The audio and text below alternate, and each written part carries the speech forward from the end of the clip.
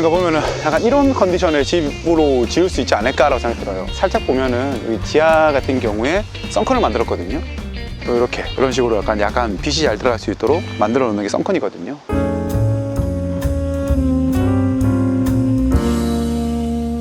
안녕하세요, 족장입니다. 제가 오늘 사당역에 나와 있는데요.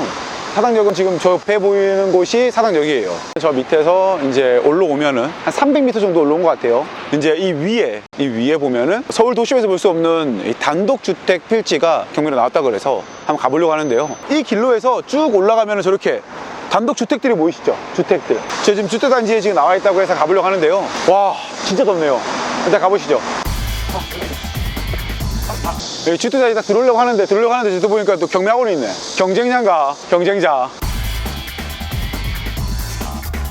여기가 바로 이제 주택단지 올라간 초입인데, 여기 보시면은 이렇게 교회도 있고, 여기 보면은 이렇게 카페도 들어와 있죠. 초입을 통해서 이제 올라가면은 서울에서 정말 보기 드문 주택단지가 여기 있을 겁니다. 올라가 보시죠.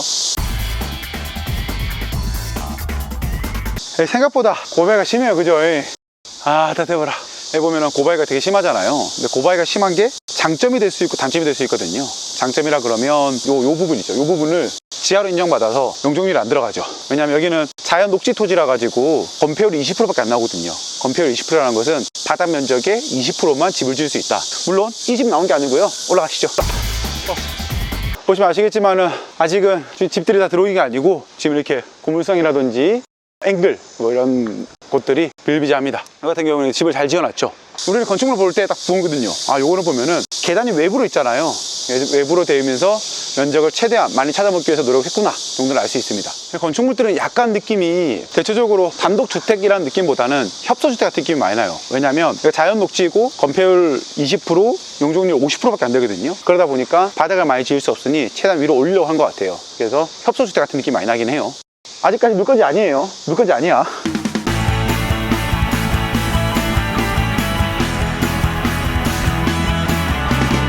이 같은 경우에도 이 지하를 잘 살려가지고 주차장을 만들고 위로 올라가서 이제 건축물을 지은 거죠. 자, 여기까지가, 요 선까지가, 요 밑에가 초입부예요.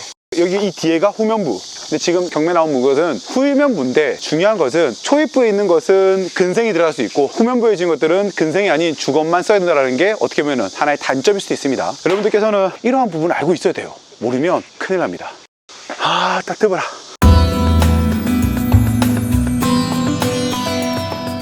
물건지가 보이는 게 바로 바로 여기 뒤에입니다. 뒤에 여기 안에 점유자분이 계셔가지고 이게 영상 찍기가 좀 불편할 수 있을 것 같아서 그래서 얘기 드리고요. 그러면은 경매하는 거 아니다. 우와, 여기도 느낌이 완전 다르긴 하죠. 아까 밑에 보면은 주택들이 이렇게 촘촘히 들어오고 있죠. 이 구역 내에 13채 정도 지금 집이 있고 3채 정도가 더 지어지고 있다 해요.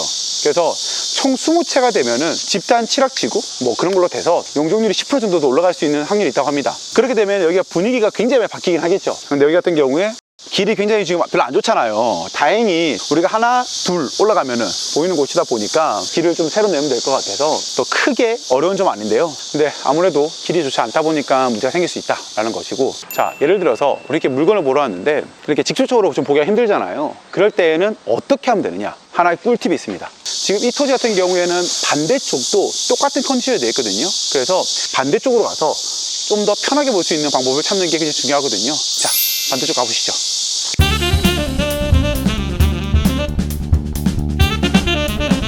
돌아오면은 또 이렇게 되어 있죠. 단차가 되어 있죠. 여기랑 똑같은 컨디션을 토지가 갖고 있는 거거든요. 반대쪽이기 때문에 여기서 봐도 충분히 이 건축물을 어떻게 할지에 대해서 또는 토지 모양이 어떻게 되는지에 대해서 나올 거다라고 얘기 드리는 것이고요. 이 토지의 장점 같은 경우에는 보면은 이 뒤에 토지랑 보면은 또 이렇게 단차가 있어요. 단차가 아까 얘기드렸죠. 오르막길에 있다 보니까 단차가 이렇게 자연적으로 생길 수밖에 없는 거고, 단차가 생기는 공간은 1층이 아니고 지하로 혜택을 받기 때문에 여기는 단차가 있어서 지하 1층 같은 경우에 어느 정도 인정받을 수 있을 것 같다라는 점이고, 인정받았을 때는 더 큰 면적을 우리가 차지해 먹을 수 있을 것 같다라는 것이 장점이 될 것 같아요. 물론 그 1층은 완전히 오픈되지 않을 겁니다. 한 1m 정도만 오픈되어 있을 것 같아요. 완전히 다 드러나게 지하로 하면은 지하로 인정을 못 받을 거니까 네. 이런 식으로 뚫어가지고 평선식으로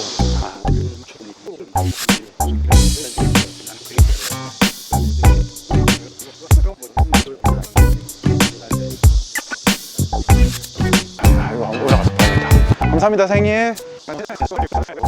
그러니까 보면은 약간 이런 컨디션의 집으로 지을 수 있지 않을까라고 생각이 들어요. 살짝 보면은 여기 지하 같은 경우에 썬큰을 만들었거든요. 이렇게 이런 식으로 약간 빛이 잘 들어갈 수 있도록 만들어 놓는 게 썬큰이거든요. 그래서 이렇게 잘 지을 수 있지 않을까라고 생각이 듭니다. 여기는 20%다 찾아먹은 거야? 테라스를 더 했네. 소장님, 이 뒤에 거는 그 테라스 공간인가? 뭔가? 테라스인데 막은 거죠.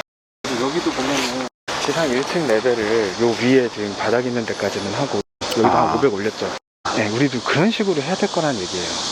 그리고 아까 저분이 하신 게 뒤로 미루고 막 이런 얘기가 앞에는 보면은 여기는 건물이 여기까지밖에 없잖아요. 그리고 요 앞에는 그냥 자연 집안인 거예요. 여기는 그러니까 여기까지만 지하가 있는 거예요. 그러니까 다 팔 수는 없다는 거죠. 80평을 전부 다 팔 수 있는 건 아니고, 아니다. 요만큼까지 그렇죠. 요만큼은 팔겠지. 다 파면 이 녹지가 없잖아. 네. 근데 인공 집안으로 해가지고도 잔디밭이나 이런 거 만들거든. 근데 여기는 그건 안 된다는 거야. 자연 집안이 있어야 된다는 거야. 아, 자연 집안이 있어야 된다. 자, 이제 저로 올라가자. 올라가서 마무리하자 이제.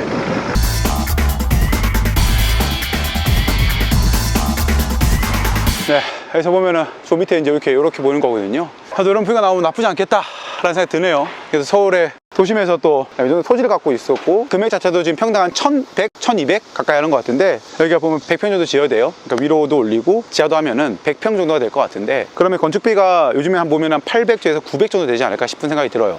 그거 같은 경우에도 지하가 얼마만큼 단단하냐, 지하를 얼마만큼 잘 팔 수 있냐에 따라 달라질 수 있겠지만은, 여러 가지 그러한 상황들을 고려해 봤을 때 100평을 지은다 그러면 한 8억 정도는 들 것 같거든요. 8억에서 9억 들 것 같은데, 그러면 우리가 경매 시작가와 플러스 9억 했을 때는 약 한 20억이 넘는 금액이 될 텐데, 과연 그 금액에 대해서 이 정도의 수요가 있을 것이냐, 이제 그 부분을 조사를 해보면은 우리가 이 토지를 도전할까 안 할까에 대해서 나올 것 같습니다. 그래서 이거는 수지 분석을 해서 다음에 기회가 되면 한 번 더 영상을 알려드리도록 할 것이고요. 오늘 진짜 덥네요. 진짜 덥다. 그래도 이렇게 서울 도심 안에서 사당역, 지하철역이랑 가깝고 교통도 편하고 이런 자연경관을 누릴 수 있다는 것은 굉장히 좋은 것이고, 이러한 토지를 찾는다는 것이 쉽지는 않거든요. 어떻게 보면 희귀성이 되기도 하고 많은 분들이 원할 수 있는 토지이기 때문에 우리가 한 번 더 체크를 하면 좋을 것 같습니다. 오늘도 이렇게 긴 영상 함께 해서 감사하고요. 구독과 좋아요, 알림 설정 잊지 마십시오. 감사합니다. 더워. 야, 빨리 가자. 더워.